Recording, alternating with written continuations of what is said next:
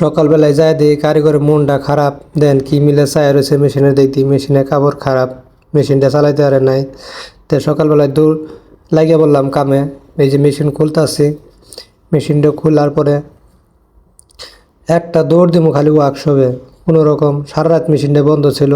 তাতে যে মিলে চাইছে দেখেন অবস্থা, দেখতেছে কাম যে কি এর এত দেরি হইতেছে, অথচ 1 ঘন্টা লাগে নাই মেশিনটা ঠিক করে দিছি। দৌড় মারি গেছি ওয়ার্কশপে, দৌড় বাইরে আইছি, বুঝছেন।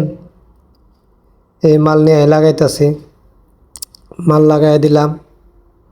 মাল লাগানি পরে কাপড়টা ভাঙার দাগ ছিল, এটা একটা মারাত্মক একটা কাপড়ের রোগ।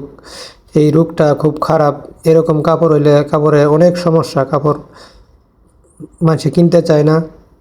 এই জন্য মহাজন এই কাপড়ে এই সমস্যাখানে গুরুত্ব বেশি। দেখেন এই যে কাম করা শেষ, কাপড় কি সুন্দর ফিনিশিং, এখন দেখছেন কি সুন্দর। ওকে।